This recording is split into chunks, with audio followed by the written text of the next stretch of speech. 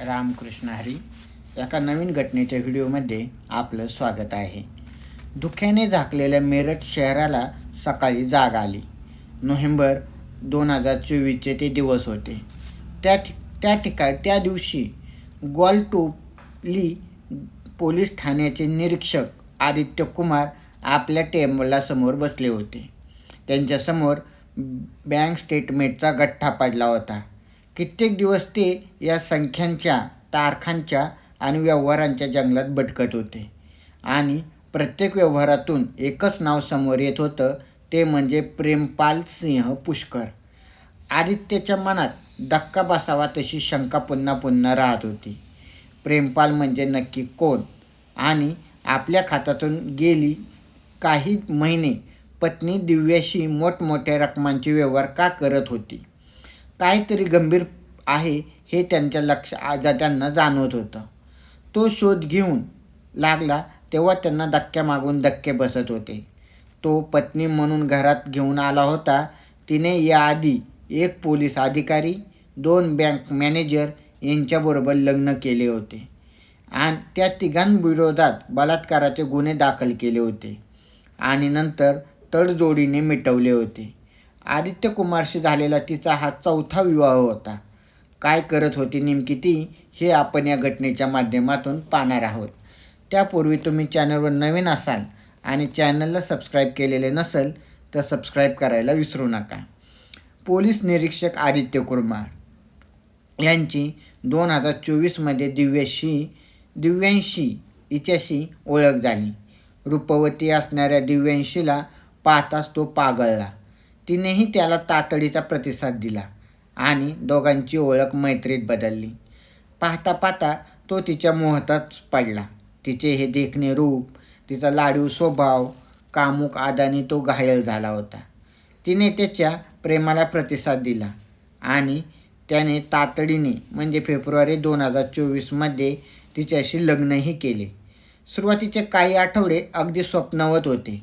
दिव्यांशीची नम्रता, बोलण्याची शैली, लोकांमध्ये मिसळताना तिने दाखवलेला समंजसपणा, आदित्यला ती आदर्श साथीदार वाटत होती. पण एकांतात मात्र ती काहीतरी लपवत असल्याचे पोलीस नजरेला जाणवत होते. कदाचित ती संकोचत असावी अथवा लाजत असावी अशी मनाशी समजूत घालून आदित्य तिला सांभाळून घेत होता. पण ती एकांतात त्याला टाळत होती आणि शरीर सुखात ती त्या प्रतिसाद देत नव्हती. लग्नाला वर्ष होत आले तरी ती त्याच्यापासून दूरच राहत असल्याने त्याच्या मनात संशयाचे धुके दाटू लागले. ती आपल्या प्रेमात पडली, लग्न केले, मग ती आपल्याला काय लपवत असावी असा विचार त्याच्या मनात घुमू लागला. एके दिवशी घरात नुसत्या उत्सुकतेपोटी तो बँकेचे व्यवहार तपासले. एका पाठोपाठ एक अशा मोठ्या रकमा तिने एका खात्यावर पाठवल्या होत्या. ते नाव प्रेमपाल होते, पण हे नाव घरात कधी उच्चारले गेले नाही. मग हा प्रेमपाल कोण असा प्रश्न होता. दिव्यांशीला काही न सांगता त्याने तिच्या फोनची backup history, call record, social media हे सगळे तपासायला सुरुवात केली. त्यातून एक कटू सत्य तिचे उलगडलं. दिव्यांशीचं पहिलं लग्न याच प्रेमपाल सिंह पुष्कर याच्याशी झालं होतं. हे लक्षात येताच आदित्य झिजून गेला. अंगात शिरशिरी पसरली. मग तो तिथून सुरुवात करून त्यांनी दिव्यांशीला झपाट्याने मागोवा घ्यायला सुरुवात केली. तिचं भूतकाळातील वैवाहिक जीवन, जुनी प्रकरणं, जुने लोक, सोशल मीडियाचे फोटो, प्रत्येक दस्तऐवज, प्रत्येक जुना मेसेज, प्रत्येक नात्याची लकेर त्याला एका मोठ्या गुन्हेगारी जाळ्यापर्यंत घेऊन जात होती. दिव्यांशी मेरठमध्येच राहत होती. ती 4 चौघीत उठून दिसणारी होती. आपले रूप कसे खुलवायचे आणि पुरुषांना कसे बोलवायचे याची तिला माहिती होती. मेकअप करून तंग पोशाखात ती श्रीमंतांच्या पार्ट्यामध्ये वावरत होती. साहजिकच तरण्याबाण पुरुषाचाच नाही तर प्रौढ पुरुषाचा सुद्धा नजरा तिच्यावर खिळत होत्या. तरी ती सार्वजनिक ठिकाणी कोणाशीही जवळीक दाखवत नव्हती. पण सोशल मीडिया आणि फोन यावर ती अनेकांच्या संपर्कात होती. पोलीस अधिकारी, समाजातील प्रतिष्ठित लोक, सरकारी कर्मचारी तिची सहज ओळख होती आणि अनेक जण तिचे दिवाणे होते. त्यातूनच तिची ओळख पोलीस अधिकारी प्रेमपाल सिंह पुष्कर याच्याशी झाली. तिला पाहून तो बोलला आणि तिच्या प्रेमात पडला. तिनेही त्याला प्रतिसाद दिला. तिच्या रूपावर भाळून त्याने तिच्याशी लग्न केले. दोघांचा संसार सुरू झाला. तिच्या जवानीचा तो मनसोक्त उपभोग घेऊ लागला. पण अचानक एक दिवस प्रेमपालवर बलात्काराचा गुन्हा दाखल झाला. हा गुन्हा दाखल करणारी दुसरी तिसरी कोण नाही तर त्याची पत्नी दिव्यांशीच होती. तिचे हे रूप पाहून तो अधिकारीही हादरून गेला, कारण सगळे पुरावे त्याच्या विरोधात गेले होते. त्याची पार कोंडी झाली. चौकशी, बदनामी आणि करिअरचे प्रश्न पाहून तो गांगारून गेला. अखेरीस मोठी रक्कम देऊन त्याने हे प्रकरण मिटवले. बदनामीपोटी त्याने ही माहिती कोणालाच सांगितली नाही. दिव्यांशी आता मोकळी झाली होती. तिने आता पुढचा डाव टाकला. काही महिन्यांनी तिने 2 बँक मॅनेजर आशिष राज आणि अमित गुप्ता यांच्याशी जवळीक साधायला सुरुवात केली. ती आपल्यासमोर एकटी, त्रस्त, असुरक्षित अशी भूमिका करायची. तिच्या दुःखद कथांना त्या दोघांकडून सहानुभूती मिळत गेली. तिचा आधार देण्याच्या बहाण्याने ते तिच्याशी जवळीक साधू लागले. त्या दोघांना वाटत होते की तिला आधार देऊन तिच्या जवानीचा भोग घेऊ शकतात हे तिला कळणारही नाही. पण ते दोघेही शिकारी नव्हते, तर शिकार होते. खरी शिकारी होती दिव्यांशी.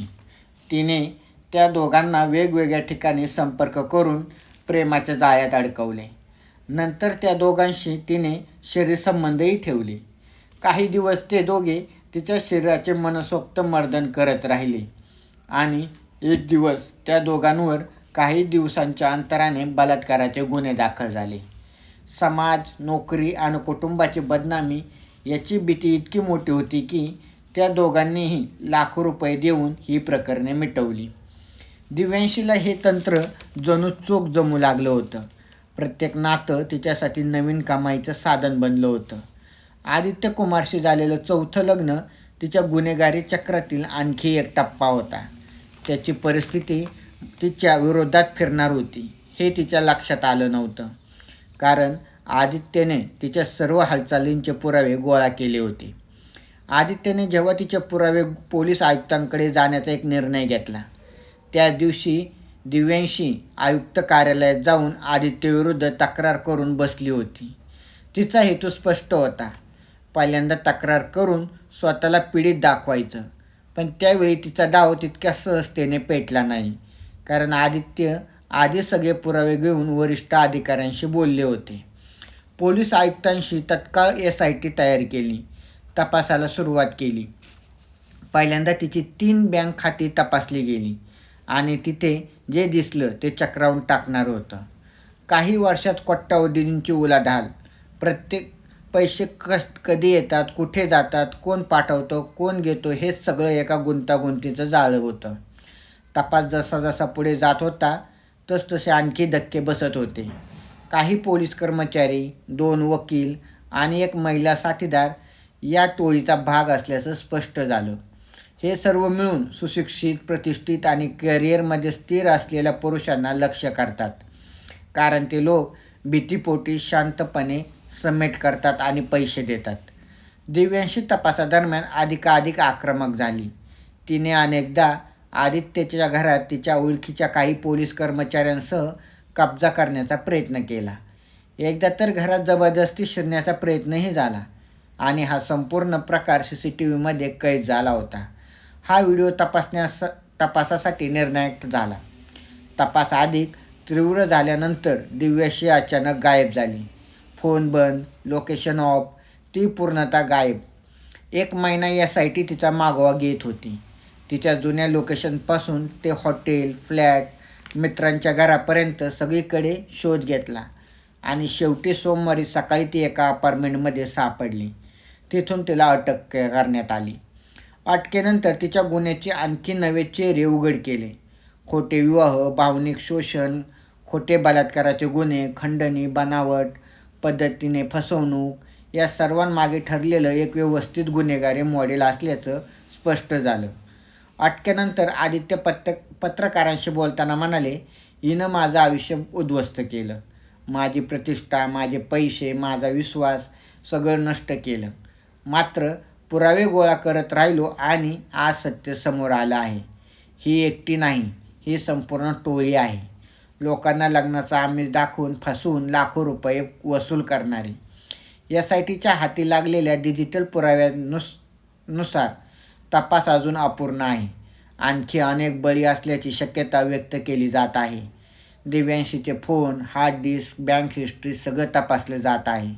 हे प्रकरण अजून खोलवर जाणार आहे हे पोलिसांना ठाऊक आहे. दिव्यांशीची ही कहाणी फक्त एका स्त्रीची नाही. ही आहे विश्वास, प्रेम, कायदा आणि नात्याचा वापर करून रचलेल्या फसवणुकीच्या गुन्हेगारी जाळ्यांची भीषण छाया.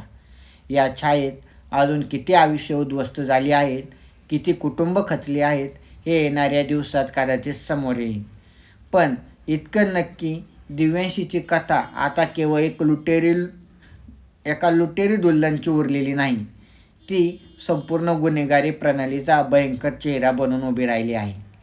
तर अशा प्रकारची ह्या घटना आज आपण पाहिल्या. तर आपल्या महाराष्ट्रामध्येही ज्या तरुणांची लग्न जमत नाहीत त्या तरुणांनासुद्धा एका मुलीचं आमिष दाखवून आणि त्यांच्याकडून एक ठराविक रक्कम घेऊन काही दिवसांनी ती नवविवाहित तरुणी किंवा जी फसवणारी मुलगी असते ती कशा प्रकारे पळून जाते हे सगळं आपण याच्या अगोदरही व्हिडिओच्या माध्यमातून पाहिले आहे. तरी समाजामध्ये वावरताना आपल्याला या अशा प्रकारच्या घटनांना, प्रसंगांना सामोरे जाता येते. काही महिला आपण ह्या लग्नाकडे किंवा प्रेम प्रकरणांकडे एका विश्वासू नात्याने पाहतो. पण हा काही महिलांचा, काही कुटुंबांचा किंवा काही टोळीचा हा एक व्यवसाय झाला आहे. याच्यापासून आपण नक्कीच काहीतरी बोध घेऊन यापासून दूर राहिलेलं बरं. तर ह्या अशा प्रकारच्या घटना ऐकण्यासाठी आपल्या चॅनलला सबस्क्राईब करायला विसरू नका. रामकृष्ण हरी.